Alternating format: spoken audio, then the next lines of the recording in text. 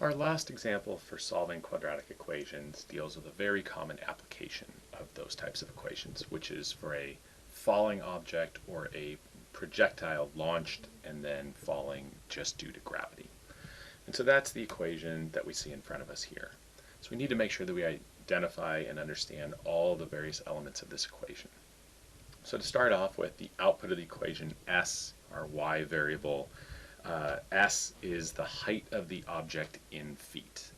And we should probably specify after t seconds. So after however much time has elapsed, whatever number we plug in for t, that's going to be the height of this object. And so again, I'll note here that time is being kept track of in seconds. So t is our dependent variable, so that's our input variable. Now the negative 16 that is in front of the t squared in our equation, that is a gravitational constant. I do have the units listed there. It's not terribly important for us. You'll get a lot more experience of this acceleration with physics.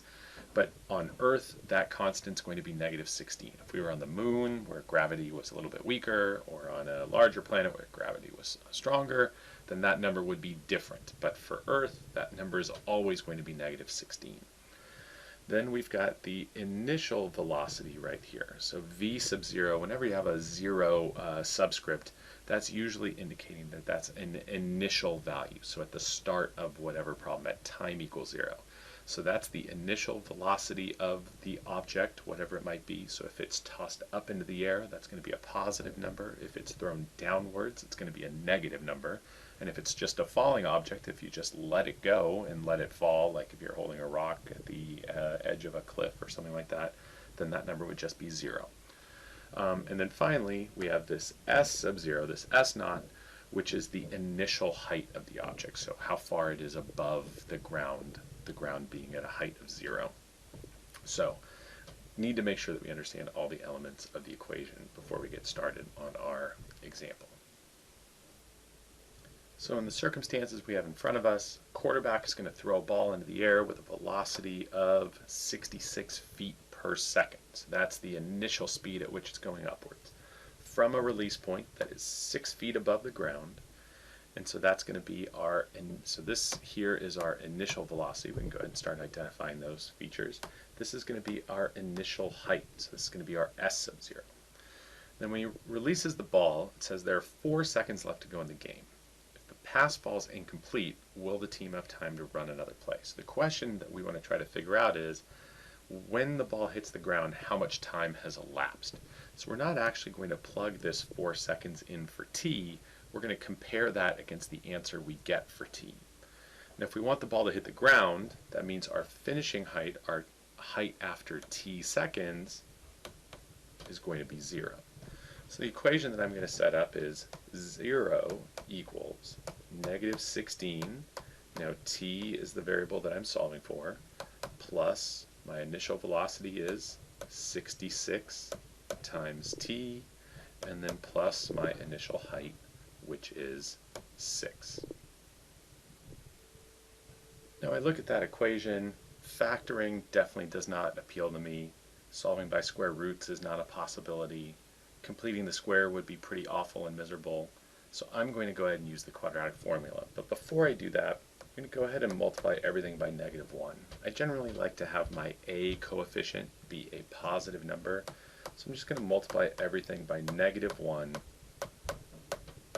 And that's just going to help me out when I use the quadratic formula here. So instead of x equals, since our variable is t, it's going to be t equals, so remember it's negative b, so the opposite of the b value, negative 66, is going to become 66 plus or minus the square root of b squared, so that's going to be 66 squared minus 4 times a is 16 times c is negative 6, and then that's all over 2 times a, so 2 times 16.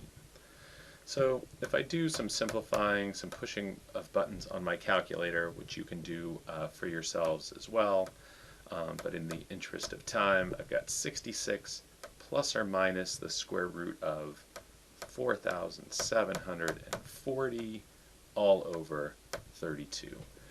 Now we could go about trying to simplify this square root and go through that process.